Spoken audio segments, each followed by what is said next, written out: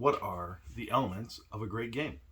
Well, one, a game tells a story, and you sit around with one or several other of your friends and you tell a story together. And I guess some of the best story games are often role-playing games, but there are some board games that have an intrinsic story in them, and you're building a story as you're going through them. You have a character, or you have some sort of faction, and the way that the game plays out is the story of that character or faction that you're playing. Now, you also want to have some sort of engine in the game. Basically, you're building something. You are constructing this thing with gears and pulleys and steam and whatever. And as you input things, there's an output. And you're trying to maximize the inputs and maximize the outputs, or minimize the inputs and maximize the outputs. Depends on the efficiency that you're trying to put into the thing, and how the engine will get you to victory in the game. And then, of course, you want a puzzle of some kind. Something that people need to figure out, that it doesn't start in a certain way and it doesn't end in a certain way, that there are elements to it that you have to unlock and work your way towards building this engine, having this social experience, building this story. Then, of course, there has to be some sort of trade between players, some sort of give and take, something that adds to the social aspect beyond just small talk at the table. You want to be able to engage with the other players, whether that's conflict or cooperation, or with, trading resources, or trading manpower, trading parts of your engine, trading with verbal cues as to what aspects of the game you're going after and they're going after, and trying to manipulate the situation into getting what you want. And then there's the overall social aspect of the game, understanding everyone at the table and what they're bringing to the table and what you're bringing to the table, and negotiating these things amongst yourselves and having a wonderful time as you build the story, as you build the engine, as you figure out the puzzles, as you trade back and forth. And then, of course, you want some sort of conflict in between the players, and you want that conflict to engage as many people at the table at any moment, right? You don't want just it to be, if it's a 6-player game, you don't necessarily want there to be just conflict between this player and that player, and the other players are just twiddling their thumbs while they wait.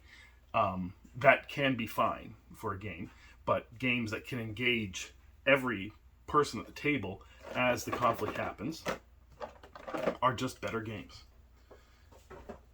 And then you want some deep tactics and strategy, and you want colorful elements to engage in those deep tactics and strategy, and you want a personal connection to those things, through some sort of theme or some sort of, overarching story, and you build the story within that.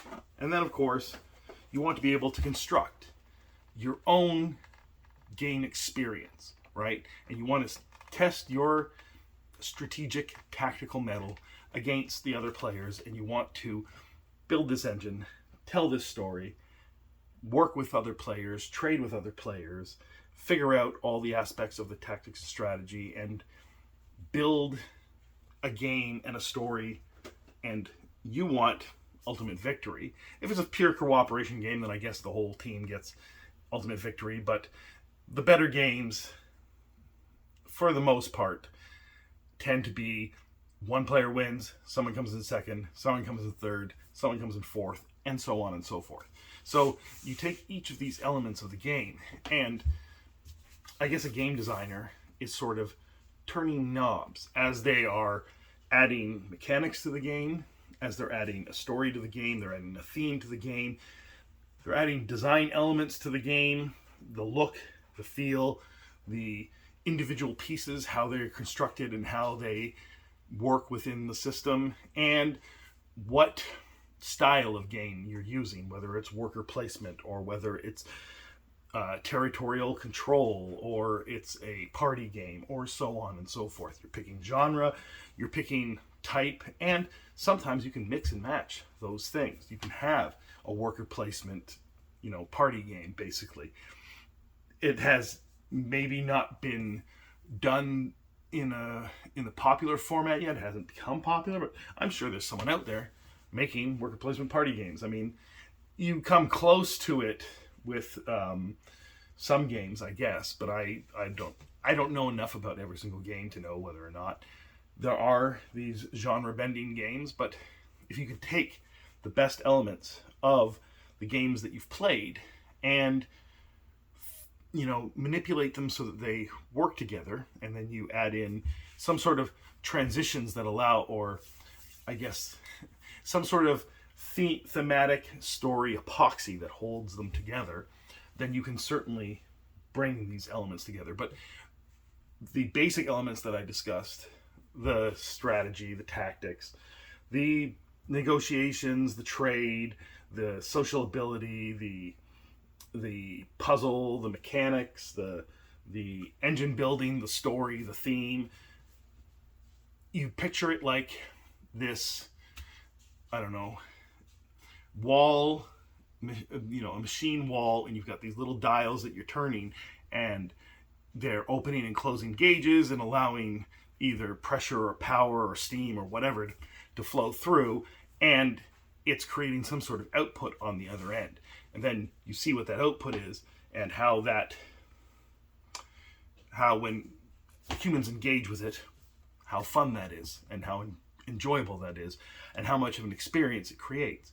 And then you go back and you tweak those dials again until you get to the point where you think that you've made a pretty great game. And you can see this in all the games that you play, that there's this aspect and this aspect, and some are stronger in this area and some are stronger in that area. If you really sit down and think about it and compare the games to each other, some games do really well in one area, and when you're in the mood, you play those types of games. And when you're in a different mood, you play different types of games. But at the basis, they all have these elements in them, and they all need to work together, and they need to be cohesive, and they need to flow, and they need to feel like the game is one thing, and that at the end of the day, once you've played it, you've enjoyed it. And that really is what makes a great game, is that these elements have been planned out and constructed and designed so that you enjoy the experience. And that becomes subjective, but you can look at, I guess, a generality of what most people would like, or what a certain group would like. You have a target audience, and if you can engage the things that they're interested in, then you can have a good game.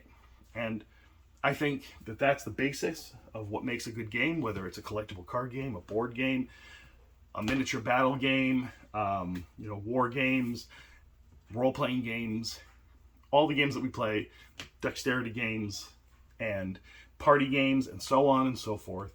All of those things have parts of those elements. Even the older games, the old Milton Bradley games, which a lot of people deride, but at the time, given the knowledge of game mechanics and game design of the time, those things were at some point cutting edge, and we work on what we know. And nowadays we have a lot of examples of a lot of things that work and don't work, and people can take these things and they can make something even better. And I hope that you're finding some great games these days.